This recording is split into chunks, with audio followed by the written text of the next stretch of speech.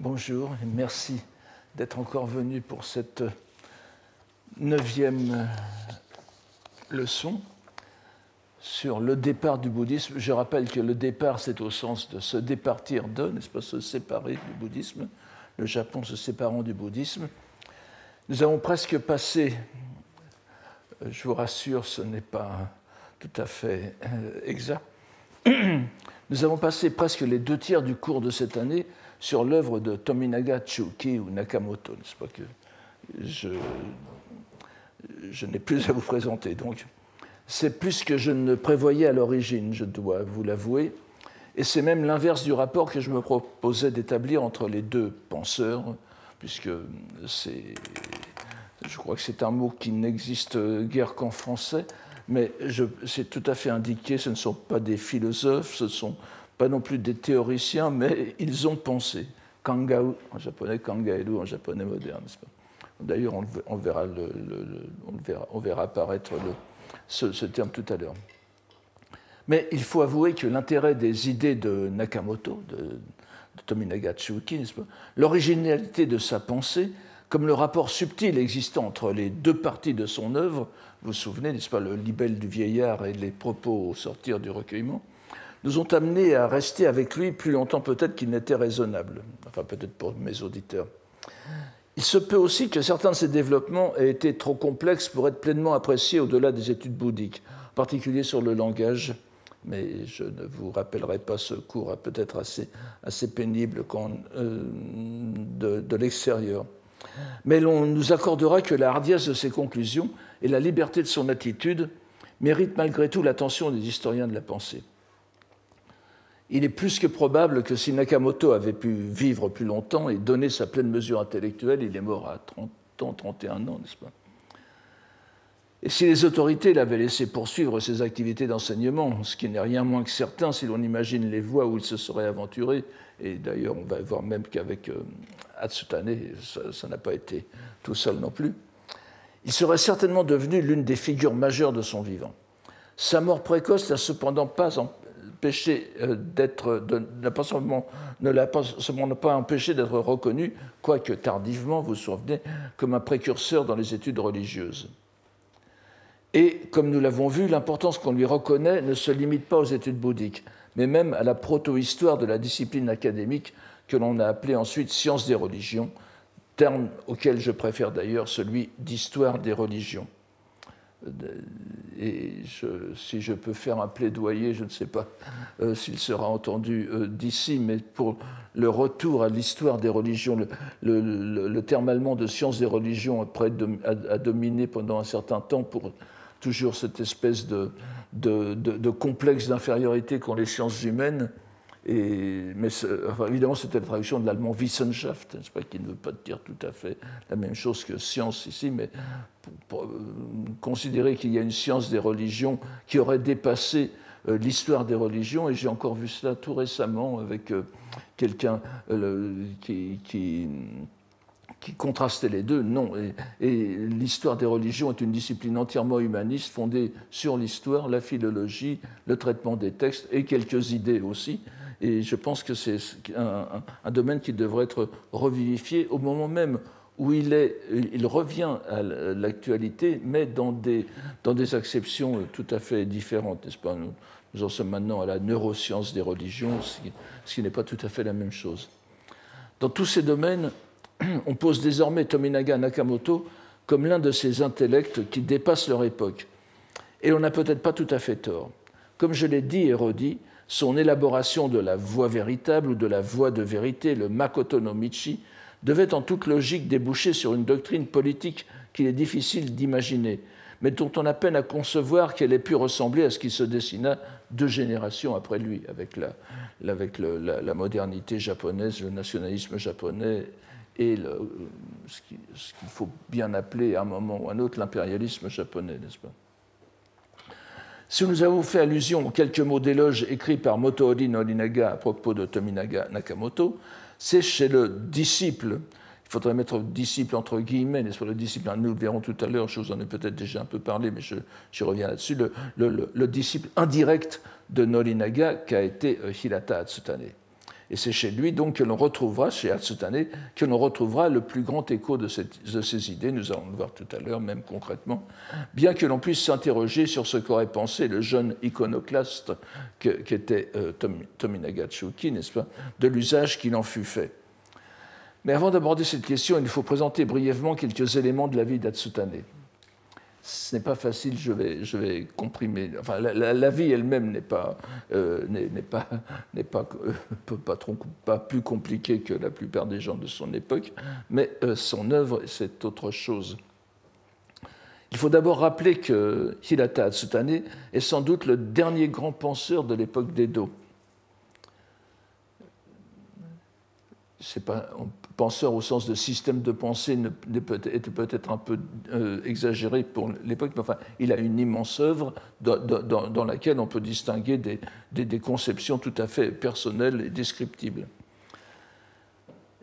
Mais c'est sans doute le dernier penseur de l'époque d'Edo, mais ses idées eurent une importance décisive que beaucoup s'accorderaient à estimer malheureuse. Et c'est à son corps défendant, n'est-ce pas, c'est à l'insu de son plein gré, comme disait l'autre, que sa pensée a été reprise, travestie même d'un certain côté, dans une direction qui ne l'aurait pas forcément intéressé. On reviendra peut-être là-dessus en la dernière leçon. Mais donc son influence, son importance décisive sur ce que j'appelle la refondation intellectuelle de l'époque Meiji. Comme je vous l'ai peut-être déjà dit, je préfère, on parle souvent de la révolution de Meiji, de la modernisation de Meiji, de la restauration de Meiji, enfin, il y a plusieurs... Je pense que la refondation est le terme qui convient le mieux. Le Japon, a remis sa culture en question, mais ne s'est pas jeté dans les bras de l'Occident. Il a cherché à se donner des bases nouvelles pour absorber, développer la culture occidentale, mais en fortifiant ce qu'il s'est reconnu comme fondement, n'est-ce pas? Alors évidemment, il y a toujours une part d'élaboration imaginaire sur les communautés imaginées dont parlait Anderson, mais ces refondations me semblent aller mieux parce qu'on voit justement l'importance qu'ont eu ces penseurs d'Edo, n'est-ce pas, que ce soit Norinaga ou Hatsutane, dans cette perspective. Donc c'est loin d'être une révolution, à moins de parler de révolution conservatrice, ce qui sont des mots, une contradiction dans les termes qui est un peu gênante. Mais voilà, donc pour moi, ce qu'on appelle Meiji Ishin, je le traduis par la refondation de l'époque Meiji. Et c'est une refondation largement intellectuelle. La démesure dans l'expression, vous allez le voir, de celui qui s'était surnommé lui-même un Haramitama, n'est-ce pas, c'est-à-dire un esprit au sens d'esprit de fantôme, n'est-ce pas, un esprit déchaîné, n'est-ce pas, ces esprits que l'on conjure et que l'on ne peut contrôler, enfin, l'aspect irrité des divinités tibétaines, si vous voulez, sauf que nous sommes au Japon. Ce sont donc des entités spirituelles incontrôlables. Et son caractère donc, ne contribuera certainement pas à apaiser les relations dans les premières années de la révolution culturelle, comme le disait Alagrapar, que fut le mouvement anti-bouddhique de Meiji, où il a été grandement utilisé. Il n'était plus là, évidemment, puisque je vous ai dit que ce Haibutsu Kishaku, ce mouvement pour détruire le Bouddha et sa doctrine, a sévi, disons, des années 1860, de la fin des années 60, 1868-69, jusqu'aux années 1873, dans une perspective tout à fait, c'est vrai qu'il ne faut pas reconnaître, il ne faut pas nier les choses, c'est une perspective qui aurait plu d'un certain côté à Hatsutane, mais voilà, il ne l'a pas, on ne peut pas dire que ce soit lui qui l'ait commandé. Donc, Hirata Hatsutane naquit en 1776 dans la famille Owada, qui est une famille vassale qui est un vassal du puissant clan des Satake, n'est-ce pas, dans l'actuel département d'Akita, qui est dans le nord-ouest du Japon. Sa famille appartenant à une classe mineure de samouraïs, ils étaient, vous savez que les samouraïs étaient certainement constituaient une sorte de noblesse, mais il y avait des hiérarchies extrêmement strictes qui étaient délimitées, qui étaient déterminées par les revenus que le clan leur fournissait, revenus calculés en boisseaux de riz, n'est-ce pas? Et donc,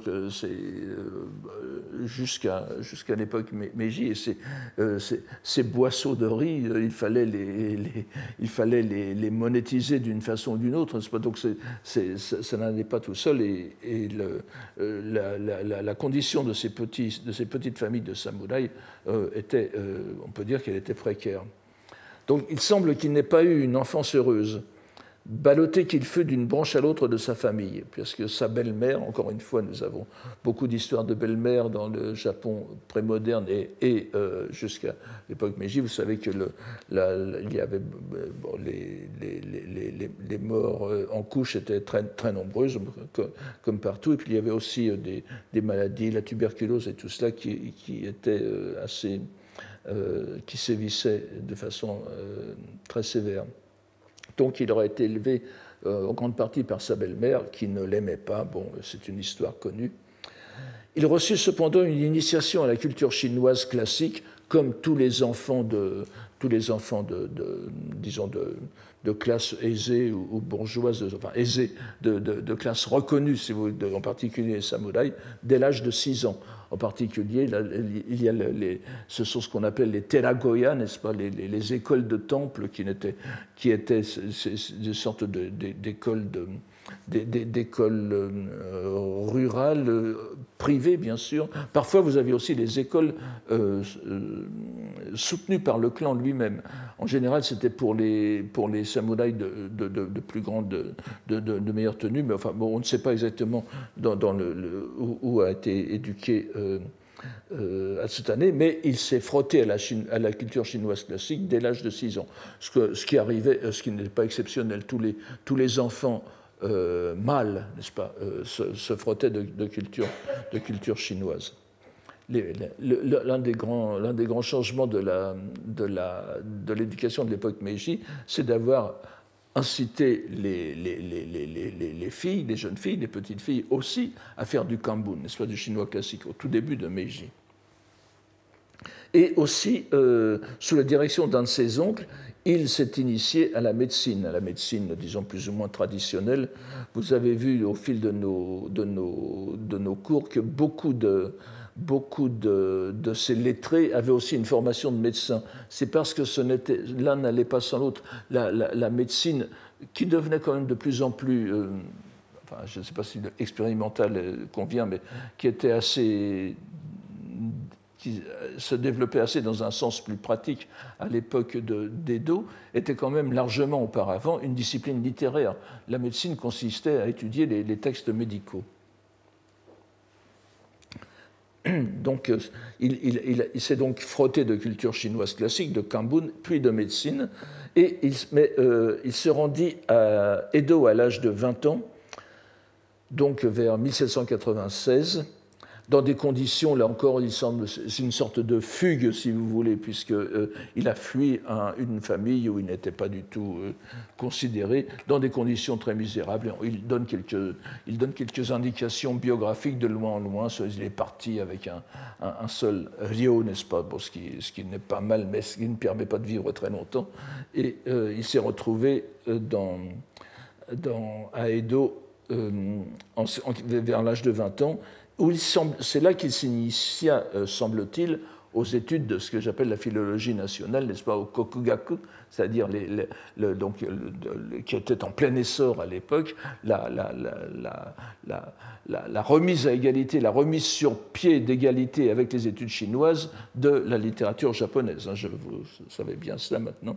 Tout en vivant misérablement de ce que Graeber appellerait des bullshit jobs, n'est-ce pas, des petits boulots pourris. Il en donne la liste, il a tout fait, maçon, porteur, etc.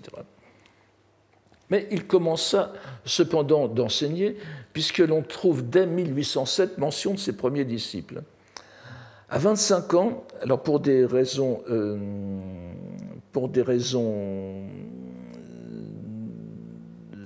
de rencontres intellectuelles, peut-être aussi de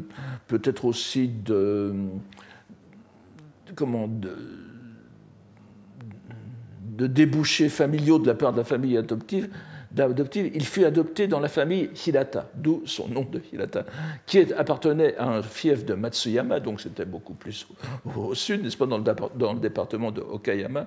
Et son père adoptif, Hirata Atsuyasu, semble avoir été un spécialiste du Heigaku, n'est-ce pas? Alors, Heigaku est quelque chose de très large, littéralement science du soldat, qui n'est pas tout à fait non plus la science militaire, la stratégie que l'on va retrouver dans un instant. Ça peut vouloir dire à la fois une sorte de sciences théoriques, mais ça couvre aussi les arts martiaux. Et il semble que Hatsutane ait eu aussi quelques connaissances des arts martiaux. Mais enfin, donc c'est peut-être de ce côté-là que le beau-père, voyant une certaine... puisque vous savez qu'au Japon, l'adoption était bien plus fréquente qu'en Europe, et c'était presque une formalité, ce jusqu'à des époques toutes récentes, pas jusqu'à l'après-guerre, il y a quantité de familles qui ont des enfants adoptifs, et des enfants adoptifs adultes. C'est-à-dire que c'est simplement pour des raisons de transmission, pas seulement d'un héritage, mais d'un art. Dans les familles de peintres, de potiers, etc., vous avez très couramment encore maintenant des enfants adoptifs. Alors il semble que ce soit, mais là on n'a pas de base exacte pour cela, pour définir cela. Mais donc les arts martiaux, et vous allez voir l'intérêt manifesté tout de suite, tout à l'heure par Hatsutane, pour le Gungaku. Alors Heigaku et Gungaku, c'est un peu différent. Gungaku serait plutôt la stratégie, et Heigaku, ce serait la tactique, n'est-ce pas? Donc il se maria peu après, dans une famille très, très modeste, qui n'était pas, parce qu'il arrive souvent qu'on se marie dans la famille adoptive, n'est-ce pas, et on prend à ce moment-là le nom de son épouse, mais ce n'était pas le cas. On sait que sa première femme, oui, s'appelait Odyssée, et donc il perdit sa femme en 1812. Vous allez voir que c'est une année décisive, puisque c'est sa première grande œuvre qui paraît à ce moment-là. Et la perte de sa femme, alors je sais bien qu'il ne faut pas faire de psychologie à bon marché, mais ça a certainement été quelque chose de très important pour ses idées concernant l'au-delà. C'était un vrai traumatisme pour lui, ça arrive à beaucoup de gens.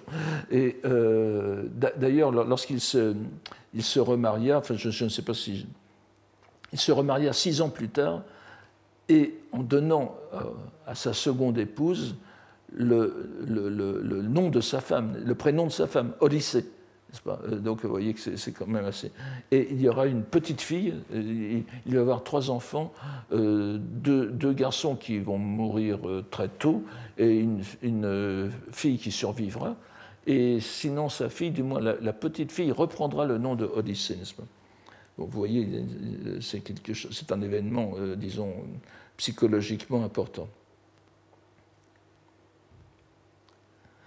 Bien différent en cela de Tominaga Nakamoto, n'est-ce pas, comme de Motoori no Ninaga,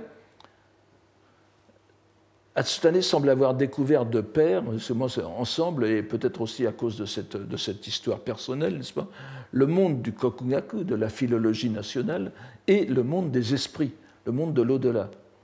Et bon, je le redirai tout à l'heure, mais je vous le dis déjà, ce qui est très intéressant, c'est que cet aspect, cette facette que je pourrais définir comme occultiste de Hatsutane a été occultée justement pendant assez longtemps à cause pour les raisons de symbolisme nationaliste pour lequel avaient été utilisées ces idées, n'est-ce pas? Et d'ailleurs, sa découverte même de la philologie nationale, du Kokugaku, se fait presque sur le mode surnaturel, c'est-à-dire il y a une disposition chez lui, n'est-ce pas? On connaît le célèbre épisode, alors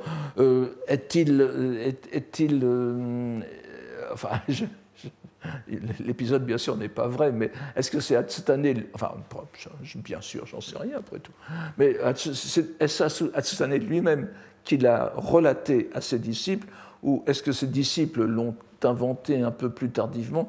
Là, il y a discussion là-dessus. Mais il a découvert la pensée de Nolinaga, d'ailleurs grâce à sa femme, semble-t-il, qui lui avait rapporté l'un des livres importants de Nolinaga. Et il voulait, bien sûr, mais comme vous le savez, Nolinaga est mort en 1801.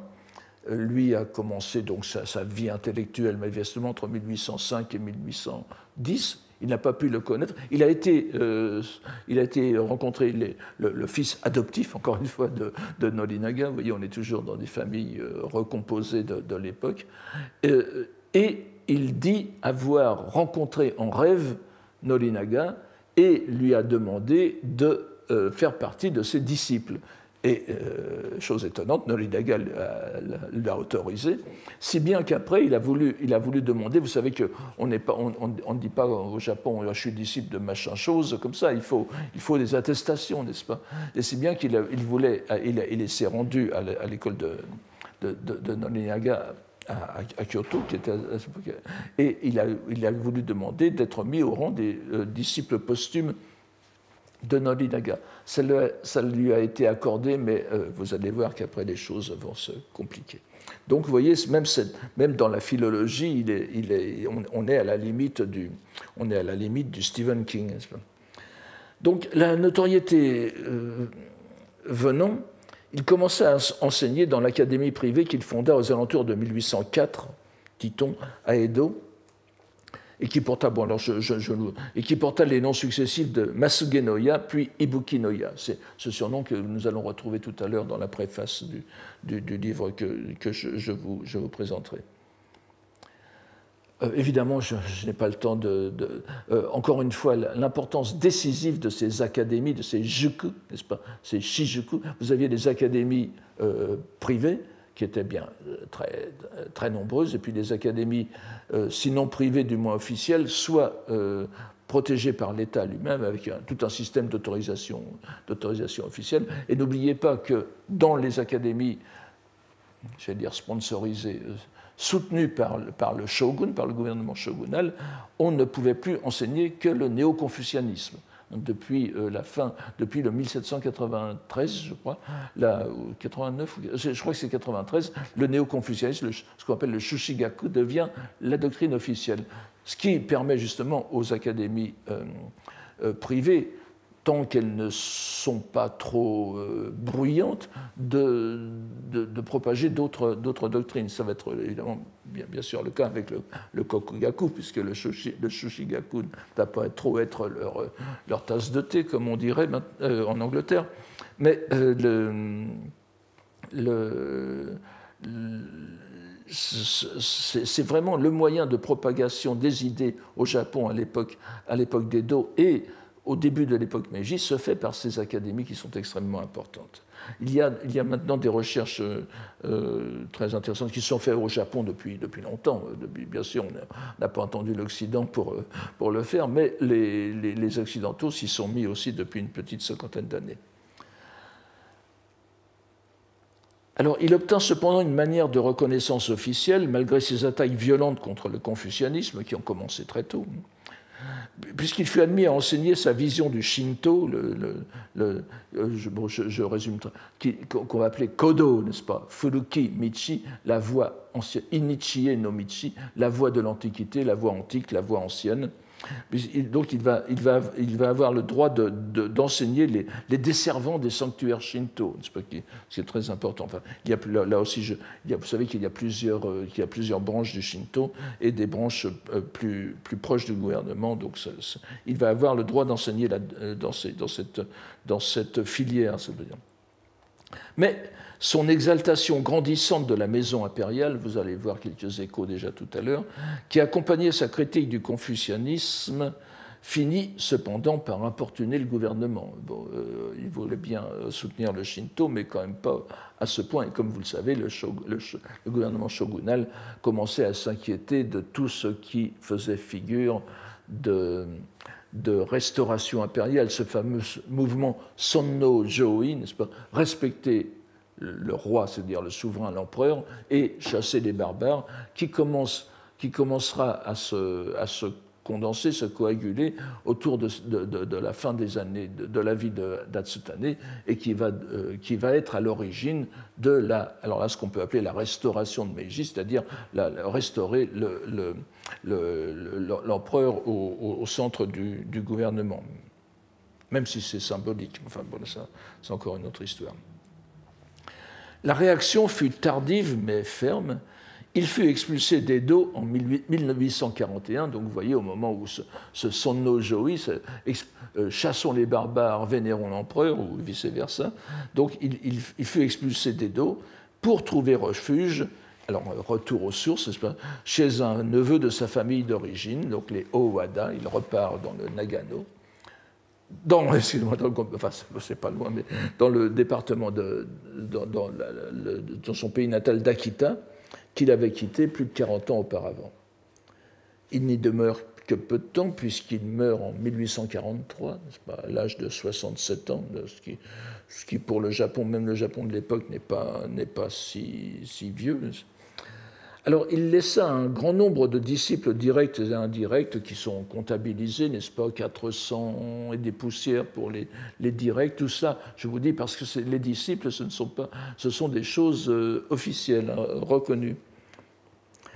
Et tandis que ces idées, nous l'avons dit, influencèrent profondément les courants refondateurs d'Edo, pas pour le meilleur, comme on le sait. Si on le compte, ou il se compte, mais à force de le dire, les gens ont fini par le croire, et même ça d'ailleurs, ce sont peut-être ses disciples qui l'ont inventé, hein. Parmi les 4 grands, n'est-ce pas, le Kokugaku no Shidaijin, les 4 grands hommes du Kokugaku, de la science nationale, ce que j'appelle la philologie nationale. Donc, alors il y a évidemment, vous avez Kamo no Mabuchi, Motoori no Niaga, et puis Hirata Atsutane. Le premier, pour moi, je prends la liste qui commence par Keiichu.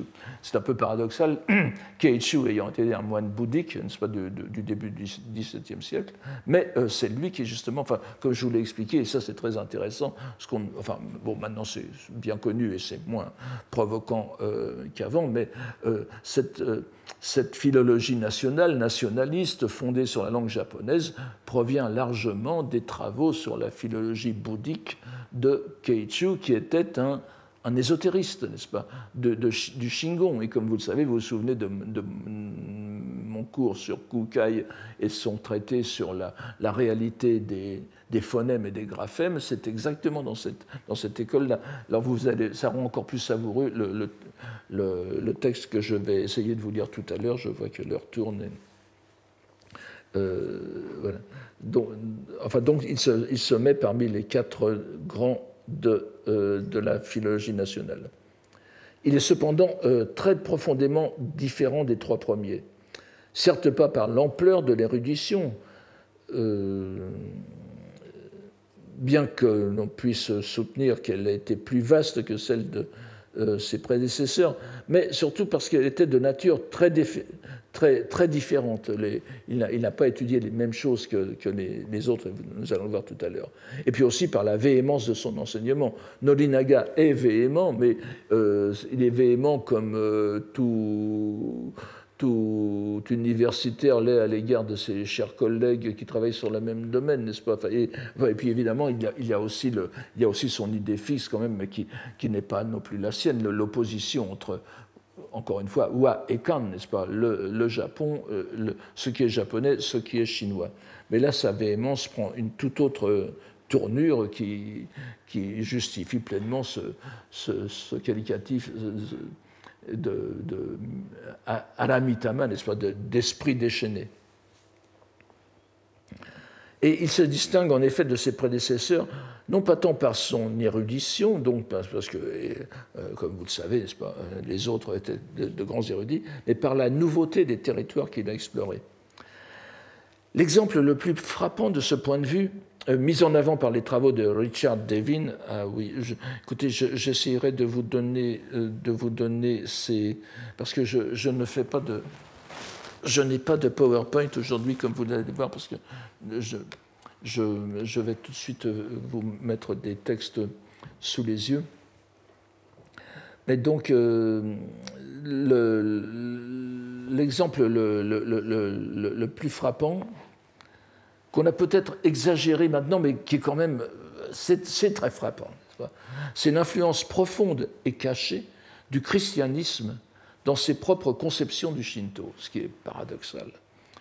Et Richard Devine, dans un article qui s'appelle, je crois, je pense que c'est... Je vous le donnerai la semaine prochaine.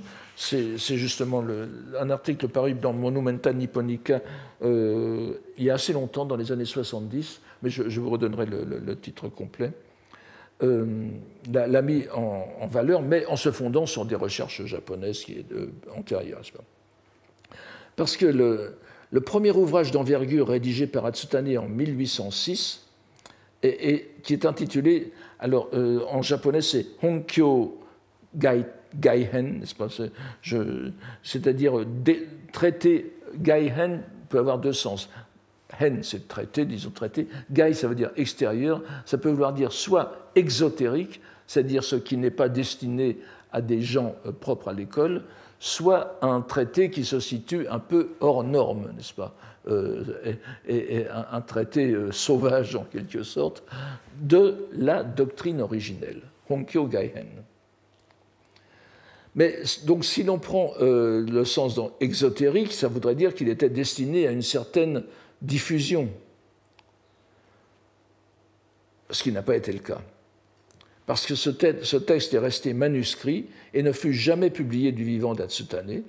D'ailleurs, il était indiqué qu'il n'avait pas à être publié de son vivant, et n'a été incorporé dans ses œuvres complètes qu'au début du XXe siècle. Or, dans cette esquisse d'une théologie du Shinto, profondément remaniée dans une perspective nouvelle, Atsutane emprunte entre guillemets, mais vous savez que là, alors tout de suite, les gens parlent de plagiat et tout cela, mais n'oubliez pas qu'une grande partie de la littérature japonaise scientifique, et d'ailleurs chinoise aussi, et même est faite d'emprunts, de passages entiers, soit que l'on recompose, soit que l'on commente. Et ça peut aller très loin dans l'originalité. Le petit traité de Kukai dont je vous ai parlé, le Shoji Jisogi, n'est-ce pas, le sens de la réalité, c'est ma traduction, le sens de la réalité des graphèmes et des phonèmes, est entièrement bricolé à partir de textes chinois traduits du sanskrit pendant l'époque Tang, n'est-ce pas? Mais ça donne un traité extraordinairement original par la pensée qui s'en dégage. Donc, il ne faut pas... tout de suite, on parle de plagiat, mais disons que c'est un emprunt constructif. Donc, il emprunte des passages entiers d'œuvres rédigées en chinois classique. Vous voyez l'importance d'écrire en chinois quand on est missionnaire. Évidemment, il y a Matteo Ricci, n'est-ce pas, qui est mort en 1610, tout le monde le connaît, c'est le pionnier de la mission chrétienne en Chine.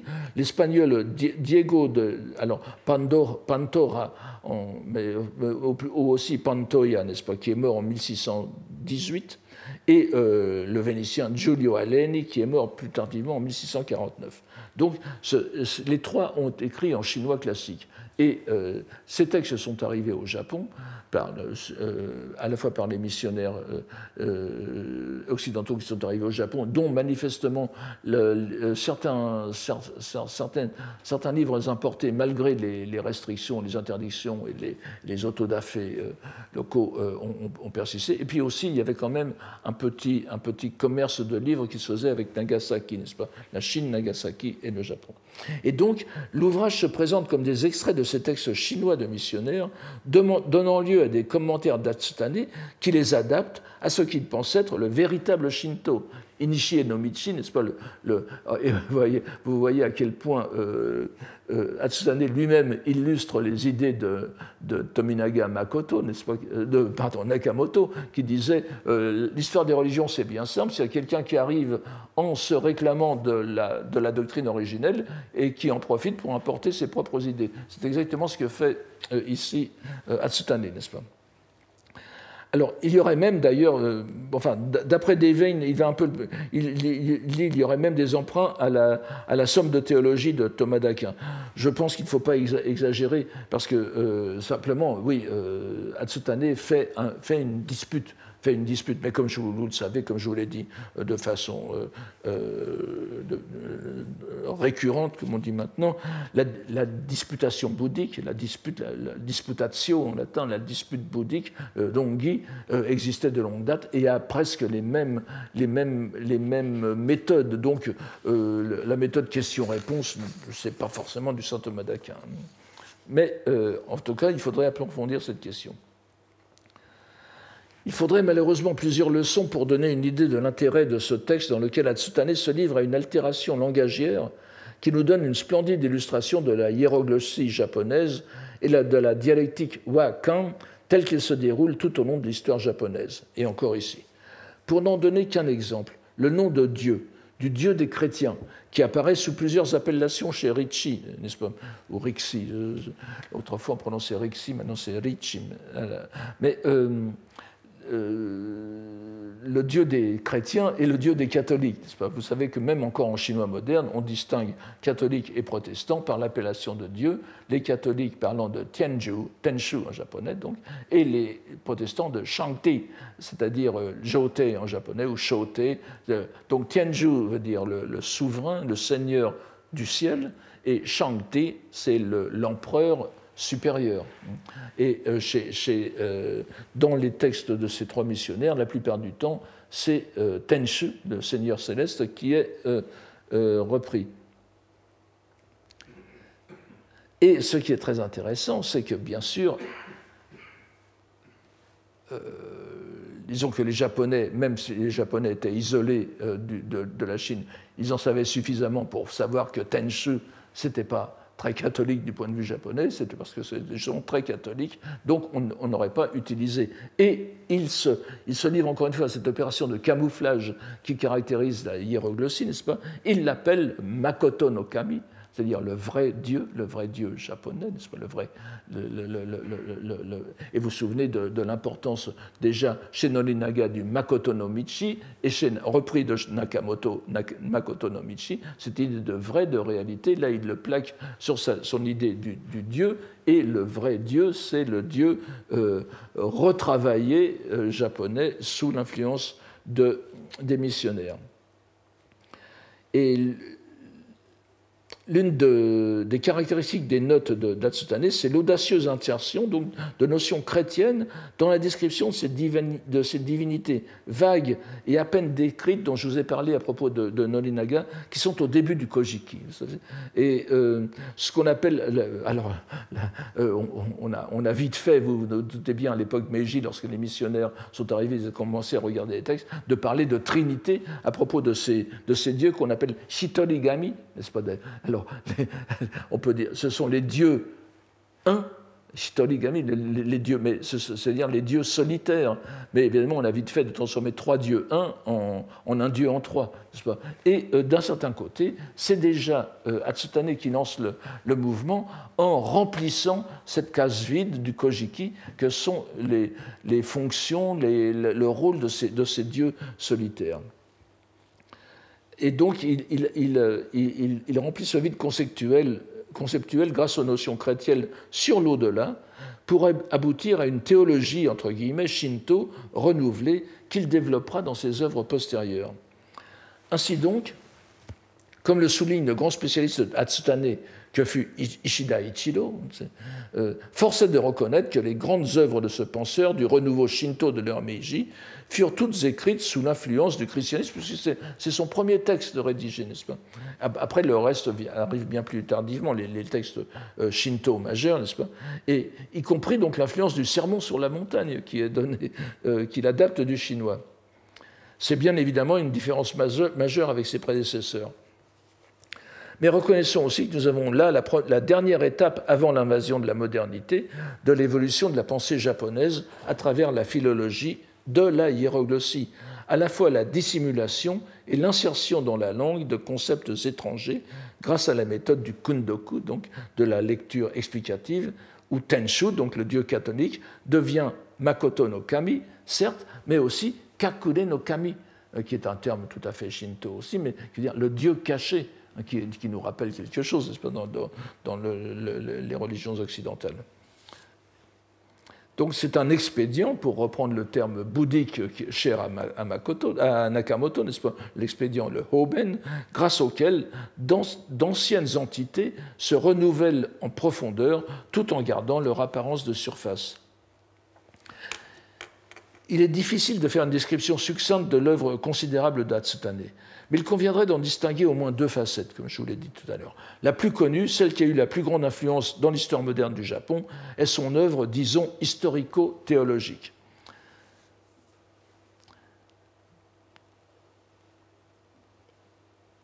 Elle serait déjà, telle qu'elle, audacieuse, téméraire, novatrice, même sans que l'on ait conscience des influences extérieures qui l'ont guidé, comme je viens de vous le dire, le christianisme. Il ne faudra peut-être pas exagérer le rôle du christianisme, mais il est quand même là, et dès le début.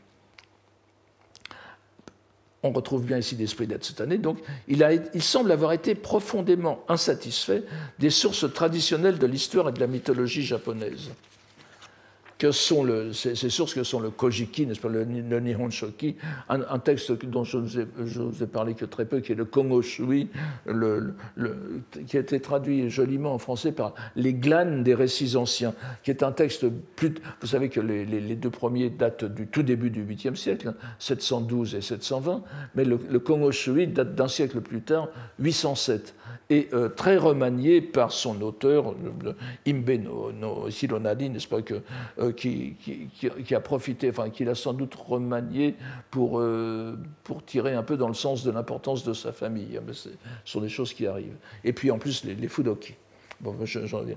Donc, il se persuadait que ces œuvres étaient des sortes de membra disjecta, n'est-ce pas, de fragments éparpillés d'une antique histoire beaucoup plus fermement structurée. Vous voyez, le livre inconnu. Et qui donnait une vue plus fidèle de l'action des dieux depuis la création du monde jusqu'au début de la lignée impériale. Il se fia donc à son esprit critique, pourquoi pas, n'est-ce pas, pour reconstituer cette histoire antique qu'il appela naturellement Koshi, n'est-ce pas, Inishie no Rekishi, l'histoire antique, et qui était pour lui non pas une méta-histoire, mais l'histoire réelle du Japon. Je vous redonnerai la bibliographie la semaine prochaine, n'est-ce pas, mais je renverrai d'un article de François Massé très important pour nous donner quelques indications à ce sujet. Donc cela aboutit à son texte complet de l'histoire antique, n'est-ce pas, le Koji Seibun, ensuite à d'autres, je vous épargne les titres japonais, qu'il fit suivre d'un commentaire, et ensuite d'un texte que nous allons retrouver dans les toutes dernières leçons, la preuve ou démonstration de l'histoire antique, pour convaincre les sceptiques qui étaient nombreux, vous vous en doutez bien.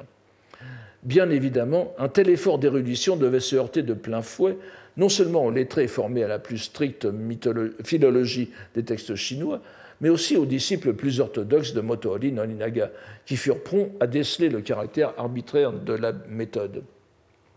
Bien que ce remaniement ou ce révisionnisme historique ne fût pas admis dans l'époque qui suivit, son enthousiasme lui valut cependant un statut symbolique dans le nouveau Japon qui se formait à l'époque Meiji, dans lequel s'imposait l'idée selon laquelle seul un retour à des sources dépouillées des accrétions continentales pouvait mettre les Japonais en mesure de supporter le choc avec l'Occident et leur fournir les instruments ou les armes indispensables pour y répondre. Et il faut ajouter que ce projet de Hatsutane trouve son origine intellectuelle, encore une fois, chez Norinaga, n'est-ce pas, Motoori Norinaga, qui avait fait une sorte de renarration du Kojiki, qui est un peu difficile, indigeste à lire tel quel, n'est-ce pas? Et déjà, donc, Nolinaga en avait fait un texte beaucoup plus lisible. De ce côté-là, Atsutane ne fait que le poursuivre, tout en ajoutant, en s'aidant de sources plus vastes. Alors, l'autre facette des travaux et études d'Atsutane est certainement celle qui a causé le plus de perplexité chez les érudits japonais les plus acquis au confucianisme, mais qui ont provoqué un retentissement incontestable dans des cercles plus larges. Et, disons-le aussi, c'est celle qui serait le plus en harmonie avec les goûts de notre époque. Il suffirait de rappeler la vogue des monstres, n'est-ce pas, des yokai, qui forment à présent une part importante de l'exportation culturelle japonaise, comme en témoignent les films, les mangas, les expositions, pour s'en assurer. Mais il est très... Et aussi, comme discipline universitaire, vous avez parmi les plus grands maintenant historiens japonais qui travaillent sur les yokai, parce qu'il y a, une demande du public et donc des médias tout à fait incontestables. Mais il est très intéressant de voir que l'encyclopédisme et l'éclectisme érudit de Hirata Atsutane l'avait déjà amené bien au-delà de ses prédécesseurs philologues nationaux dans la recherche d'autres univers. Et à ce propos, je devrais aussi vous citer l'article de Yanaga Nobumi dont je vous ai déjà parlé et dont je reparlerai dans un instant sur la mythologie et Atsutane. On se rappelle notre brève allusion à la vision très pessimiste de l'existence post-mortem chez Motoori Nolinaga, qui étend à l'ensemble de l'humanité la scène horrible de la remontée de la déesse Izanami du royaume des morts, avec son frère et époux Izanagi, n'est-ce pas, du Yomi no Kuni. Et donc, lorsque Izanagi se retourne, il ne fallait pas, c'est le mythe, c'est Orphée et Eurydice, se retourne, il la voit, mais il la voit comme un cadavre pourrissant, et il est épouvanté, et Izanami retourne au royaume des morts, tandis que Izanagi, lui, se purifie de la souillure terrible qu'est le contact et la vue d'un cadavre. Et donc, chez Nolinaga, il n'y a d'autre chose à attendre de l'existence après la mort que obscurité et pourriture. Pour Nolinaga, donc, il fallait profiter au mieux des années de vie dont nous disposions dans la lumière de la voix des dieux quand on avait la chance d'être japonais. Atsutane ne se contente pas de cette existence. Son inquiétude l'a amené à étudier en profondeur, nous l'avons vu, le christianisme, et ça aussi, dont il n'a cependant pas fait ouvertement état. Vous voyez que ce 1806, c'est l'année de la mort de sa femme. Et l'on comprend pourquoi. Et donc il n'en a pas fait état ouvertement, on comprend pourquoi, mais ça l'a aussi amené à s'intéresser aux cosmogonies et aux mythologies d'autres religions et d'autres pays. On ne s'attendrait sans doute pas à trouver de tels intérêts et de tels goûts chez celui qui est devenu, bien plus que son maître Nolinaga, le parangon du nationalisme déchaîné, mais les faits sont là. Et nous avons de sa main une série d'ouvrages qui relèvent d'une toute autre préoccupation que de refaire l'histoire. Et donc je vous renvoie à l'article de Yanaga Nobumi, n'est-ce pas, qui est malheureusement en anglais, alors que c'est un francisant accompli, A Precursor of Studies of Comparative Mythology, Hirata Atsutane.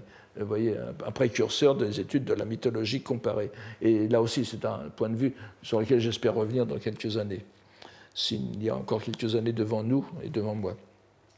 Cet article, je vous en donnerai la référence complète la semaine prochaine.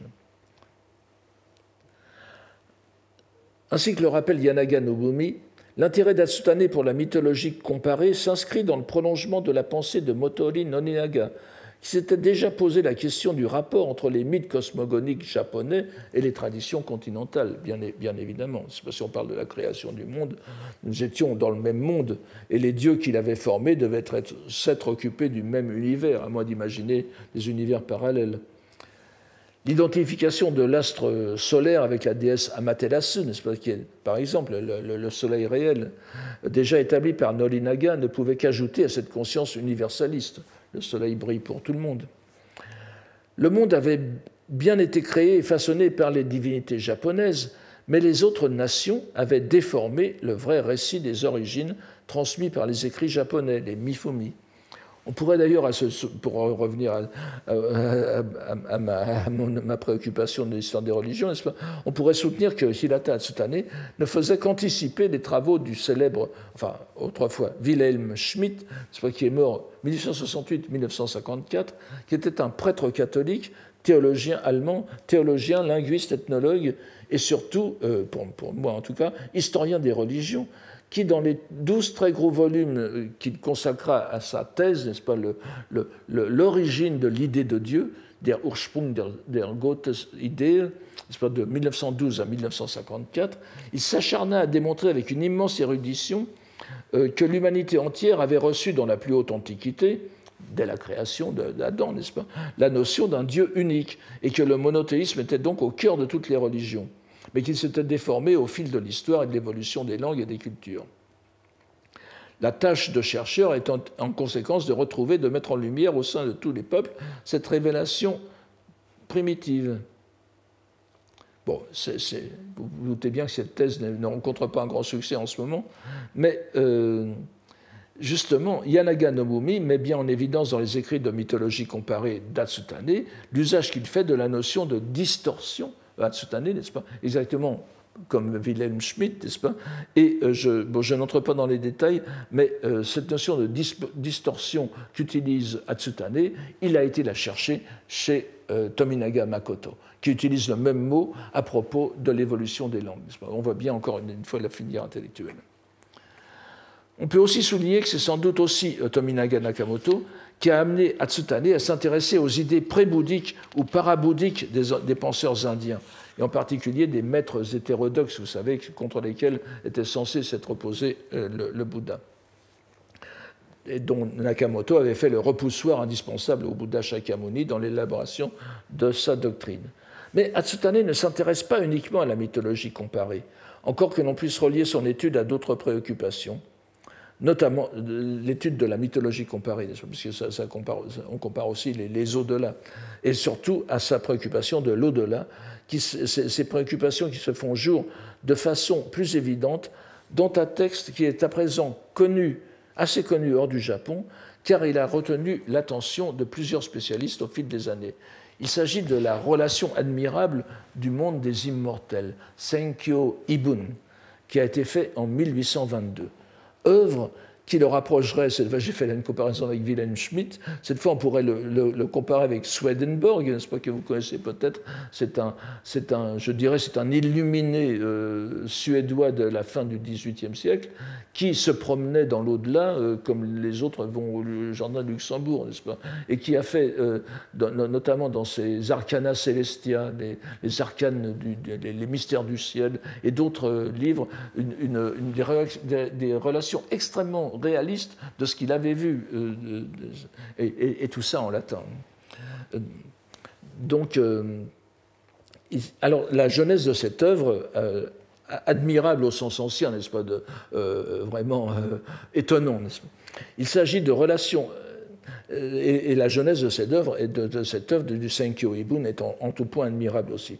Il s'agit de relations orales faites par un adolescent japonais du nom de Torakichi, qui aurait été enlevé à l'âge de 7 ans par un tengu, n'est-ce pas, vous vous souvenez de ce que sont ces tengus, ces espèces de divinités des montagnes dont je ne refais pas la genèse, mais qui sont très proches des Yamabushi, du Shugendo, donc de ces ascètes shinto-bouddhiques, on peut dire, qui se promènent et pratiquent dans les montagnes, qui ont été étudiées en Europe au début par mon collègue, ami et maître Hartmut Rotermund, n'est-ce pas. Donc ce Torakichi aurait été enlevé à l'âge de 7 ans par un tengu à Iwamayama, évidemment, dans la province de Shitachi, tout au nord, et où les tengus circulent comme tout le monde.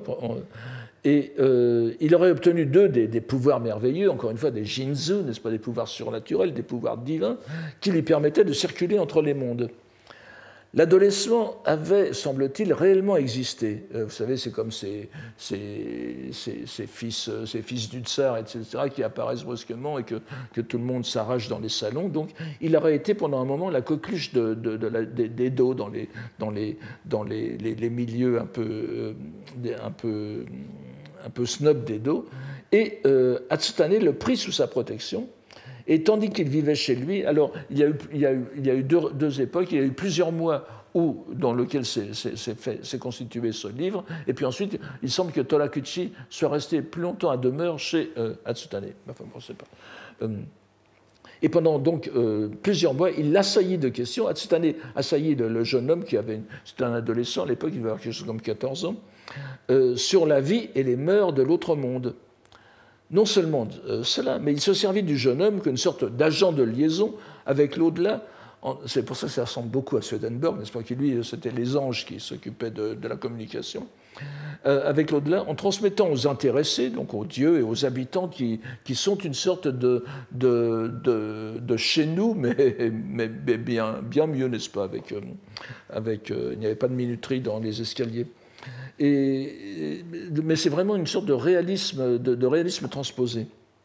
Donc, il fait porter par Torakichi ses écrits et ses lettres et ses interrogations aux habitants de l'autre monde qui répondent.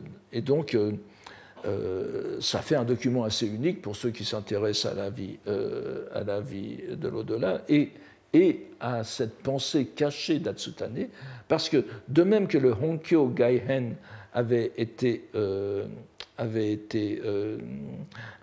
mise sous le boisseau jusqu'à ce qu'on la redécouvre bien plus tard avec la philologie moderne. Cette relation admirable n'a été réservée qu'à quelques disciples seulement et n'aurait pas circulé du vivant d'Hatsutane. Là aussi, il n'est pas difficile d'imaginer l'impact du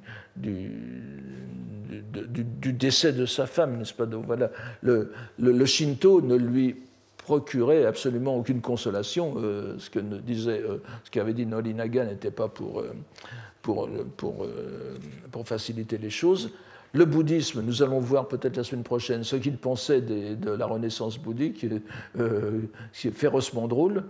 Et donc, il a trouvé dans le christianisme et ce développement de médiumnique, en quelque sorte, une consolation, une vraie description de la vie de l'au-delà, où il pouvait s'imaginer les êtres qu'il aimait vivant encore et indéfiniment.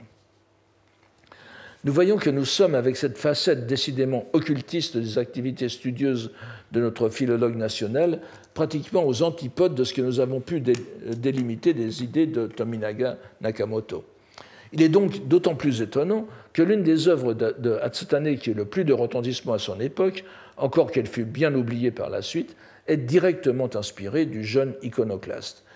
Il s'agit d'un ouvrage divisé, je vous redonnerai tout cela la semaine prochaine, il s'agit d'un ouvrage divisé en quatre livres, relativement peu étendus, publié en 1811, n'est-ce pas? En 1811, c'est-à-dire...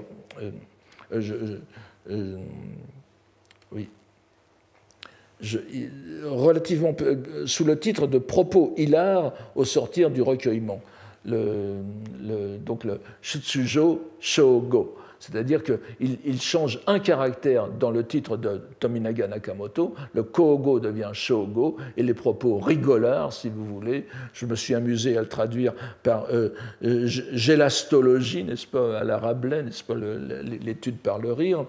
Mais donc c'est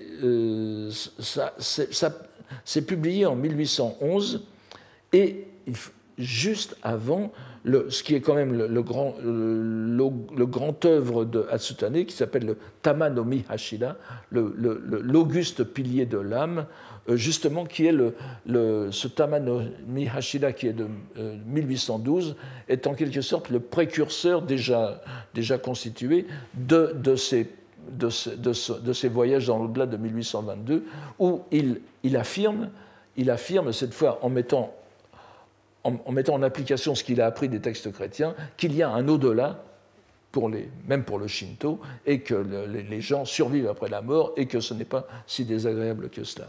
Donc on voit, alors en 1811, il liquide le bouddhisme, en 1812, il établit son au-delà à lui dans le cadre du Shinto, du Kodo, donc Inishi no Michi, la voie de l'Antiquité, qui se fonde sur son histoire restaurée, Inishi no Shi, n'est-ce pas, l'histoire de l'Antiquité.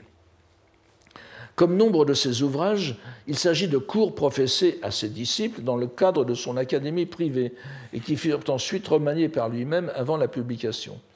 Mais avec ses propos hilars, nous avons la chance de disposer d'un bonus, en quelque sorte, représenté par ce que l'on appelle l'appendice des propos hilars au sortir du recueillement, le Shutsujo Shogo Furoku, dont la préface est datée de 1813, c'est-à-dire très peu de temps après, où sont recueillies les causeries extempore qu'Atsutane avait données autour de ses cours et dont la teneur avait été laissée de côté dans la gélastologie, si je puis dire. Je veux simplement vous donner la... Voilà.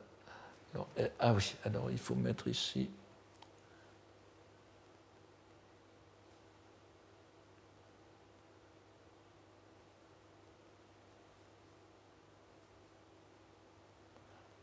Enfin,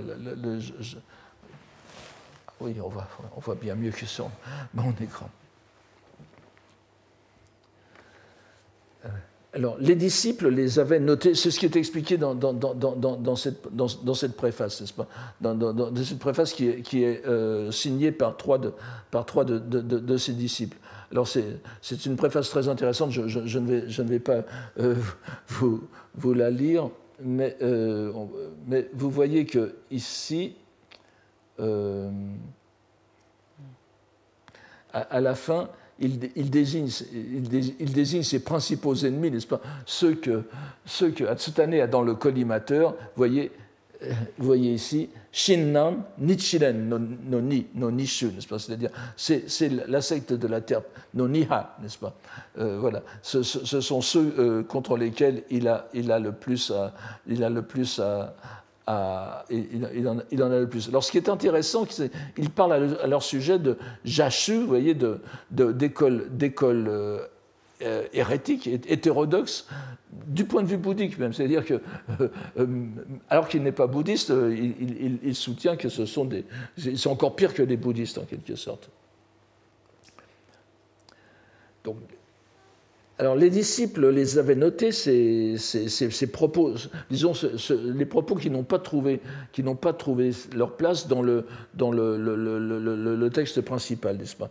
Donc, les disciples les ont compilés en un petit volume dont la lecture est très agréable, divertissante et enrichissante pour notre représentation d'Atsutane, qui apparaît ici comme un esprit fort et un rationaliste convaincu.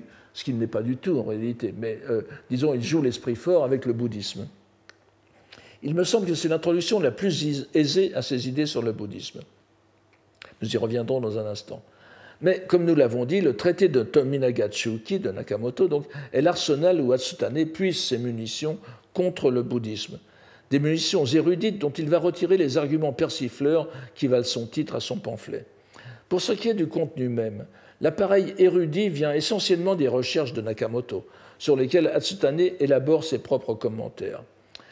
C'est en 4 livres, n'est-ce pas? Les 2 premiers livres reprennent donc l'examen critique de la biographie du Bouddha historique. Bon, c'est pas difficile d'y trouver des contradictions et des impossibilités. Le 3e est un examen des principaux sutras du canon bouddhique, et là encore, les contradictions dans l'élaboration du sutra. Tout ça a été fait par Nakamoto. On peut pas dire que le sutra du lotus soit la même chose que les agamas, par exemple. Enfin, des choses comme ça. Il suffit de lire avec une objectivité philologique non partisane pour comprendre que ce sont des textes différents. Maintenant, les bouddhistes, comme je vous l'ai dit, les ont tous intégrés dans une armature intellectuelle, dogmatique, scolastique, que Nakamoto a démonté avec plaisir, mais ce n'était pas non plus très difficile. Donc, le 4e, en revanche, innove sur l'œuvre de Nakamoto en présentant une critique du bouddhisme japonais. Vous voyez, c'est un peu ce que je viens de dire, ce que l'on vient de lire dans l'appendice. plus particulièrement dans les formes qu'il a prises à son époque. Il esquisse d'abord dans le 4e livre une histoire du bouddhisme dans l'Empire à partir de son introduction au milieu du VIe siècle, et encore une fois, il s'en prend surtout à la fin à ces deux sectes, comme il aurait dit lui-même, Nichiren et Shinran, c'est-à-dire le Jodo Shinshu.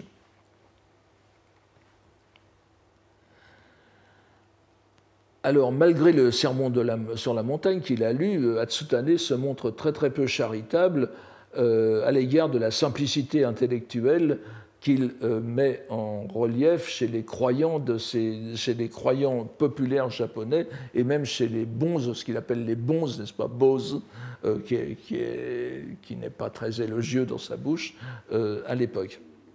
Alors, il faut dire aussi un mot du style de ces deux ouvrages, qui ne sont pas si éloignés l'un de l'autre. Bon, je vais passer ça parce que je vois que le temps passe, mais disons que le texte qui va nous intéresser ici est écrit en langue japonaise parlée, n'est-ce pas? Vraiment, c'est du japonais parlé. Alors, vous voyez, quand on vous raconte que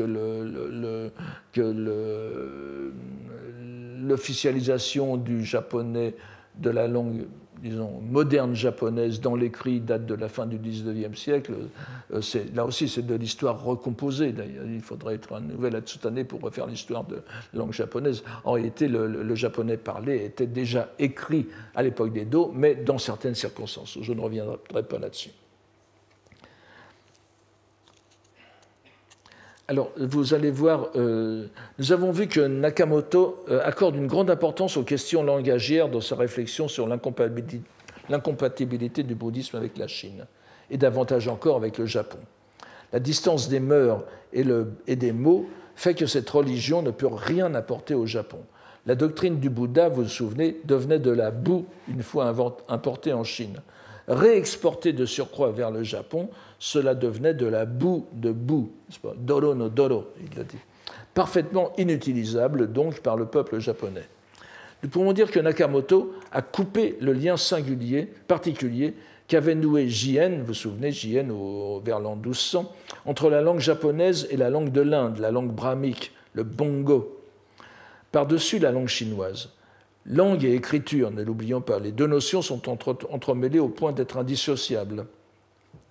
Donc cette introduction de la langue japonaise dans l'univers linguistique bouddhique avait une conséquence directe, nous l'avons vu, sur la réévaluation de la poésie japonaise, des poèmes classiques japonais, dans la culture des lettrés. Les poèmes japonais étaient à la fois d'origine divine japonaise, puisqu'ils avaient été inventés par les kami, et porteurs de la vérité bouddhique grâce au dogme de l'assimilation des Bouddhas et des dieux. Honji Suijaku. Les dieux sont des émanations, des avatars des entités bouddhiques. Et de même, les shingon, donc les paroles de vérité, les mantras et dharani, étaient assimilés au waka. Et n'oubliez pas que shingon se lit en japonais makoto. Les paroles véritables, c'est le Makoto no Michi que nous voyons constamment. Il y a toujours en super. Vous voyez, je vous ai toujours parlé de cette imprégnation subliminale que procure le kundoku, la lecture japonaise, au terme chinois, n'est-ce pas? En lisant Makoto, et Norinaga joue explicitement sur les deux termes. Ce n'est pas mon invention, on le trouve chez Norinaga, Shingon Makoto. Alors, c'est un très bel édifice qui est venu mettre à bas d'ailleurs la critique de Nakamoto. Donc, après Nakamoto, Motoori Norinaga, nous l'avons vu, semblait estimer que la langue japonaise se justifiait elle-même de par son essence divine.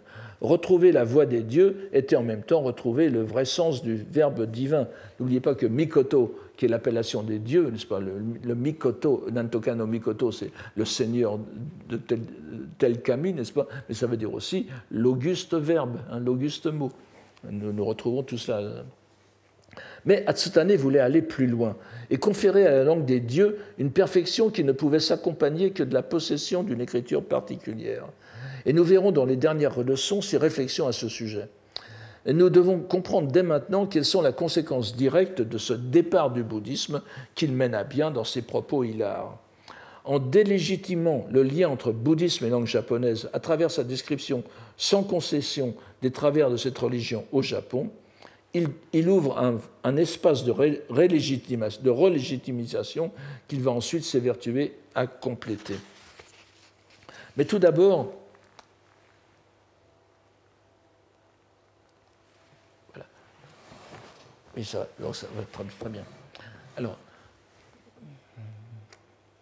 mais tout d'abord, illustrons par une page tirée donc de l'appendice du Furoku le lien indubitable entre Nakamoto et Hatsutane, puisque je vous en parle depuis. Mais ce lien est partout présent, et nous allons le voir ici, qui se retrouve à tous les niveaux de son exposé. Nous le reconnaîtrons immédiatement. Alors, je vous invite à suivre, pour ceux qui connaissent le japonais. Vous voyez, bon, oui, ça commence toujours de façon un peu difficile, mais ce n'est pas si difficile que ça, vous allez voir si vous suivez bien. Mais, ah oui, alors, il faut aller à la page 14, là.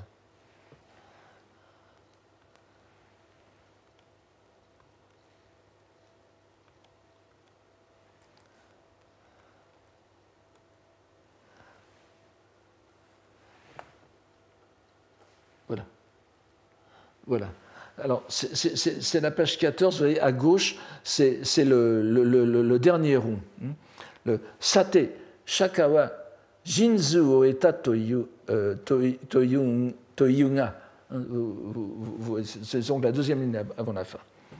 Ainsi, est-il écrit que Shakyamuni obtint les pouvoirs divins. Mais cela n'est en réalité que l'illusionnisme. Vous voyez, Genjutsu, ici. Genjutsu qui est lu Maho. Donc, vous voyez, c'est ce que Nakamoto n'arrêtait pas de dire, vous vous souvenez, n'est-ce pas? Donc, ainsi, il est écrit que Shakyamuni obtint les pouvoirs divins. Mais cela n'est en réalité que l'illusionnisme, Maho, Genjutsu. Il n'a fait que tromper les gens à l'aide de cet illusionnisme. Et en plus, cet illusionnisme s'est transmis jusqu'en notre auguste empire, ce qu'il appelle le Mikuni, n'est-ce pas, qu'il appelle soit ici, bon, je ne reviens pas sur le caractère qu'il utilise pour Kuni, nous n'avons pas le temps, mais donc Mikuni, c'est l'empire japonais, qu'il écrit parfois aussi avec Shinkoku, n'est-ce pas, le Kami no Kuni, le pays des dieux, qu'on peut dire aussi Kamiguni, ou bien Mikuni aussi chez lui. Donc cet illusionnisme s'est transmis jusqu'en notre auguste empire.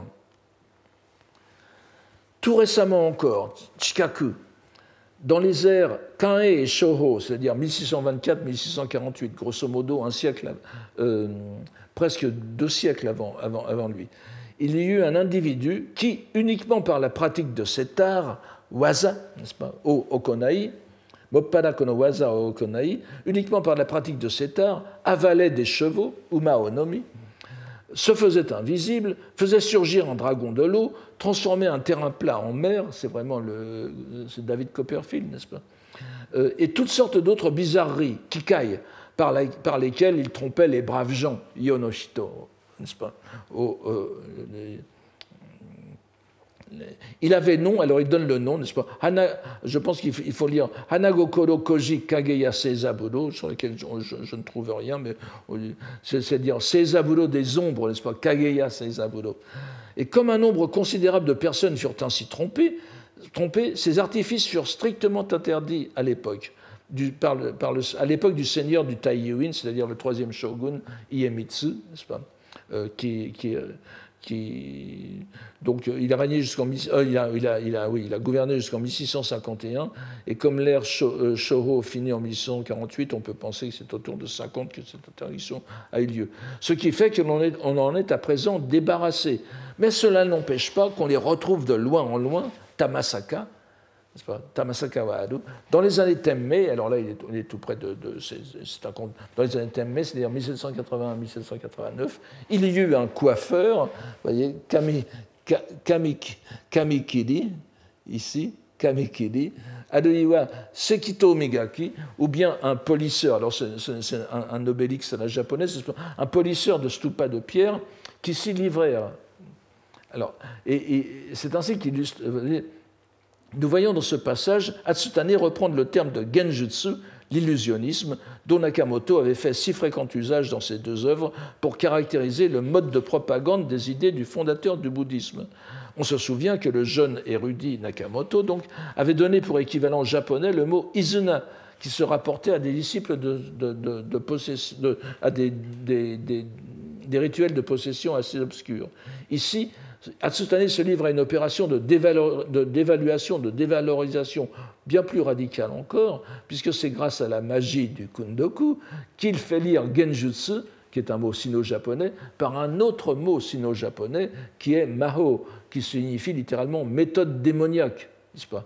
Alors le Bouddha, vous voyez que lorsqu'il dit le Bouddha a utilisé du maho, et ma c'est le terme même qui désigne les démons que Shakyamuni avait vaincus. Vous vous souvenez donc il y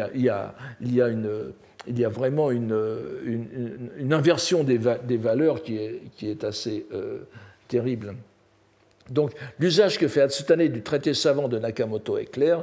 Il reprend ces catégories pour les appliquer aux pratiques les plus sordides et inquiétantes de la société japonaise, pratiques qui ont fait l'objet d'interdictions officielles, mais qui reprennent de temps à autre des personnages peu recommandables. Du genjutsu de Shakyamuni en Inde au maho d'un barbier d'Edo, il n'y a qu'un changement de lecture. Donc, je vais revenir à la... Je ne sais pas si... Est-ce qu'on peut...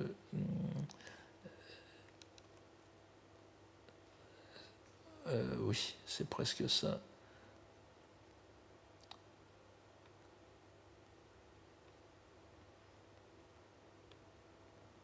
Voilà. Nous pouvons, à partir de ce premier extrait, avoir une idée de la verve qu'Hatsutane va exercer à l'encontre de son sujet.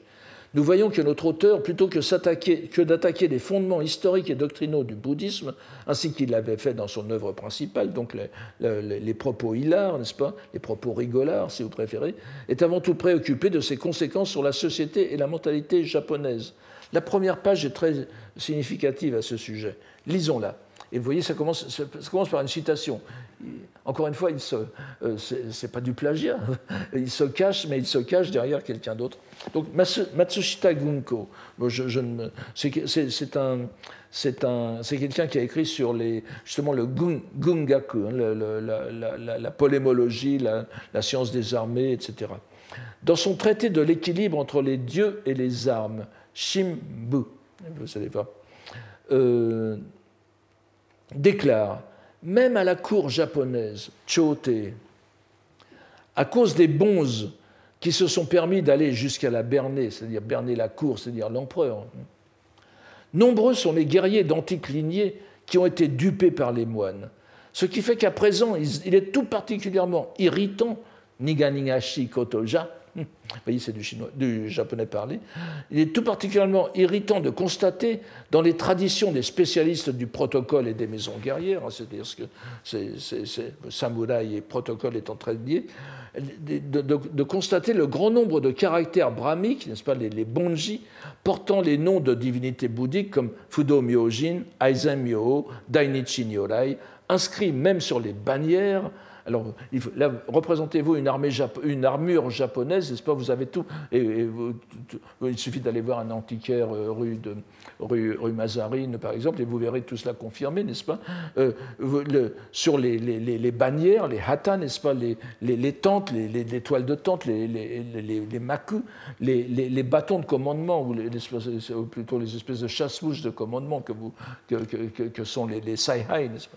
Les fouets, les gants de protection, les yugake, ces gants pour tirer à l'arc, et les manteaux de protection. Alors là, ce sont des espèces de parachutes qu'avaient les cavaliers japonais pour amortir les flèches par derrière, n'est-ce pas? Les éventails, uchiwa, ou bien d'autres. Et ou bien encore le recours des bonji là-dessus, n'est-ce pas, qui était destiné à protéger. ou bien le recours qu'ils font au discours des deux mandalas, les Ryobu, vous savez, bon, je n'insiste pas sur les deux mandalas de la secte Shingon, mais on les a utilisés pour unifier une forme du Shinto avec les deux mandalas devenant la fusion des deux sanctuaires principaux d'Issei, etc., etc. Donc nous sommes en plein syncrétisme shinto-bouddhique. Donc, à coup de citations de termes bouddhiques dans leur transmission orale. Alors, vous voyez, donc Matsushita se désole. Alors, bien que Atsushita se réfugie ici derrière une citation Atsutane se réfugie derrière une citation de Matsushita, qu'il va souvent citer dans ses causeries, c'est sa propre indignation qu'il rapporte, bien qu'il continue à s'en remettre à ce dernier. Et c'est le paragraphe, c'est le paragraphe suivant, n'est-ce pas? Attendez,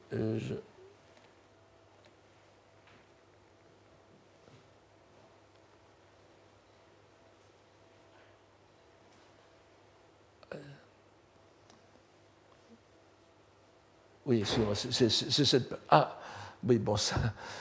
Petit problème. Enfin, voilà, essayons de rester sur cette page. À quoi peuvent bien servir, n'est-ce pas, c'est la page 2 à droite, oui, donc, nous sommes... Et là, nous sommes à la ligne 5, à la cinquième ligne.